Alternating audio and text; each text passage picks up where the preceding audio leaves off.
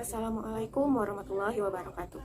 Dengan menyebut nama Allah yang Maha Pengasih lagi Maha Penyayang, Alhamdulillah segala puji bagi Allah atas berkat rahmat, hidayah, dan inayahnya, sehingga saya di sini dapat memenuhi tugas ujian akhir semester mata kuliah Seminar Pendidikan Agama Islam yang bertemakan tentang Islam dan pendidikan, dengan mengangkat isu tentang persepsi mahasiswa terhadap adab saat pembelajaran daring.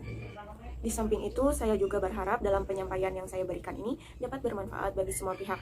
Amin ya rabbal alamin. Sebelumnya, perkenalkan, nama saya Meisa Hasanah dengan NIM 1902377, kelas 2A, Prodi D3 Keperawatan, Universitas Pendidikan Indonesia, Kampus Sumedang. Bagi seorang guru, proses mengajar melatih guru untuk memiliki kesabaran berlipat-lipat saat menghadapi murid-murid yang beragam perilakunya. Namun juga peranan orang tua dalam mengatur dan mengawasi bagaimana perilaku anak-anak mereka yang bisa saja menyimpang dari norma-norma yang berlaku. Sebagaimana kata Yusuf bin Al-Husain rahimahullah mengatakan, dengan adab engkau akan memahami ilmu. Dari perkataan Yusuf bin Al-Husain rahimahullah tersebut menegaskan bahwa dengan mempelajari adab kita bisa memahami ilmu.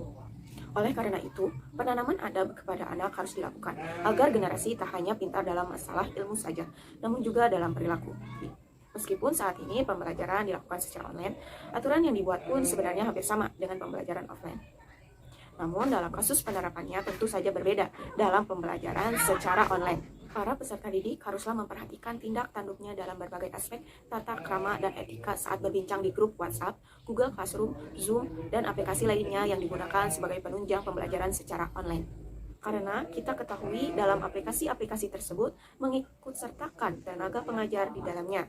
Sebagaimana kata Imam Malik pada kaum Quraisy, yaitu pelajarilah adab sebelum mempelajari suatu ilmu. Dari perkataan Imam Malik tersebut, dapat kita ketahui bahwa sangat penting untuk mempelajari adab terlebih dahulu sebelum menuntut ilmu.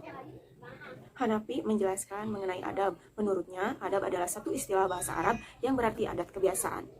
Bisa dikatakan bahwa adab itu adalah sebuah sikap dalam bertindak, tingkah laku, dan kebiasaan yang ada dalam diri masing-masing.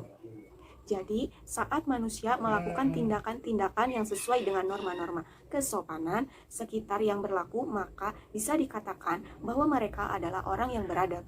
Adab siswa kepada guru, siswa haruslah dipahamkan tentang hal ini. Sebagaimana siswa memperlakukan orang tua dengan penuh sopan santun di rumah, maka di sekolah pun juga harus berlaku sama. Tak ada alasan untuk tidak menghormati guru dengan sepatutnya. Tanpa guru, tidak ada yang namanya mencemerlangkan masa depan. Tanpa guru, kita tidak akan mengenal tokoh-tokoh hebat dunia saat ini. Tanpa guru, mungkin kita masih terpenjara dengan pahitnya kebodohan. Maka dari itu, balas budi dengan berlaku sopan dan beradab sangatlah penting untuk diterapkan oleh peserta didik kepada gurunya. Sebelumnya, saya bersama kelompok saya melakukan penelitian terkait tentang persepsi mahasiswa terhadap adab saat pembelajaran dari maka itu, kami mengambil sebuah fenomena yang terjadi di masyarakat. Contohnya adalah turunnya adab para pelajar di saat pembelajaran daring. Metode penelitian yang digunakan adalah studi pustaka dan deskriptif kualitatif dengan jumlah koresponden sebanyak 34 orang. Pengumpulan data dilakukan dengan cara kuesioner dan wawancara kepada perwakilan mahasiswa. Hasil penelitian berupa kuesioner persepsi koresponden, yaitu 100% tidak setuju dengan diadakannya pembelajaran daring. 100% menyatakan mengetahui adab dalam belajar, namun hanya 75% yang menerapkannya pada saat pembelajaran daring. Sebanyak 98% menyatakan bahwa pembelajaran daring tidak membantu mereka dalam proses pembelajaran. Fenomena-fenomena yang terjadi dalam dunia pendidikan saat ini sebagai cermin tentang merosotnya adab siswa dalam pelaku pendidikan, baik dari segi pimpinan pendidikan, guru, dan peserta didik. Kondisi tersebut akan berdampak terhadap kualitas pendidikan yang diharapkan. Salah satu contohnya adalah adab atau etika yang sudah semakin jauh atau hampir hilang dari setiap orang, termasuk pada anak didik. Hal itu dapat dilihat dengan banyaknya siswa atau mahasiswa yang tidak mempunyai sopan santun dalam berbicara, berperilaku, dan berpakaian yang tidak sesuai dengan konsep ajaran Islam, melanggar akhlak, peraturan sekolah, kode etik di tingkat mahasiswa. Pada pembelajaran daring, sebagian besar siswa dan mahasiswa beberapa tidak menerapkan adab ketika belajar seperti menyalakan kamera dan menonaktifkan mikrofon, hadir tepat waktu sebelum pembelajaran dimulai, dan menggunakan bahasa yang sopan saat akan menjawab pertanyaan dosen. Masalah hilangnya adab belajar mahasiswa. Saat pembelajaran daring, dengan adanya pembelajaran daring ini, mahasiswa kurang efektif dalam melakukan pembelajaran karena seringkali banyak kendala terutama dalam segi jaringan, kuota yang tidak memadai atau mahal, laptop atau HP yang tidak mendukung atau error, tidak mendengarkan dosen atau teman yang sedang menjelaskan atau mempresentasikan. Materi sulit dipahami apalagi dalam segi praktek, tidak menyalakan kamera saat sedang pembelajaran daring, sulit berkomunikasi soal materi maupun tugas, tidak fokus dalam memperhatikan materi, karena semakin lama menjelaskan materi, maka semakin bosan atau merasa ngantuk, sehingga materi yang didapat tidak sepenuhnya paham. Al atas menegaskan bahwa penanaman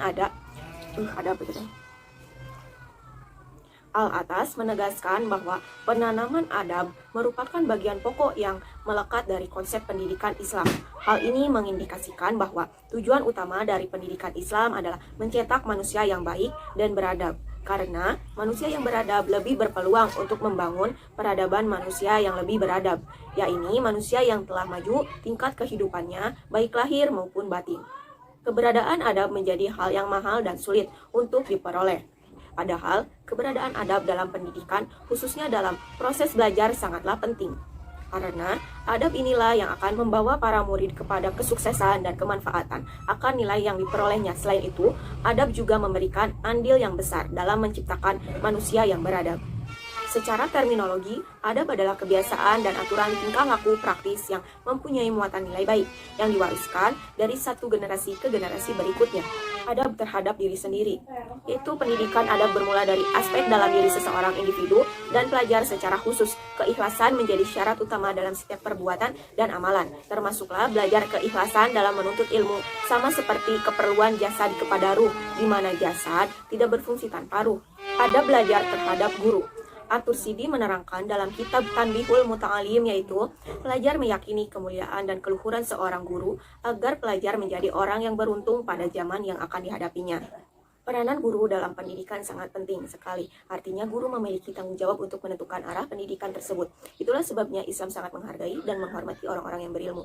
Demikian besar penghormatan Sayyidina Ali kepada gurunya, sehingga mau dijadikan budak oleh gurunya. Untuk itu, peserta didik atau pelajar harus menghormati guru dan mengagungkan dengan cara ketika duduk di hadapannya harus sopan, konsentrasi, memperhatikan, dan mendengarkan nasihat-nasihatnya, meyakini kemuliaan serta keluhuran ilmunya, dan merendahkan diri kepadanya, mendengarkan perkataannya, melaksanakan perintahnya, sungguh-sungguh dalam belajar dan berpikir sebelum berbicara. Adab terhadap ilmu yang dipelajari. Adab belajar terhadap ilmu dalam kitab Tanbihul Muta'alim dapat dilakukan dengan cara bersungguh-sungguh dalam menghasilkan ilmu. Dalam At-Tursidi dalam kitab Tanbihul Muta'alim menjelaskan, yaitu pelajar atau peserta didik bersungguh-sungguh dengan sekuat tenaga dalam menghasilkan ilmu agar dapat memperoleh ilmu, karena ilmu tidak akan didapat dengan bersantainya badan dan banyak menganggur.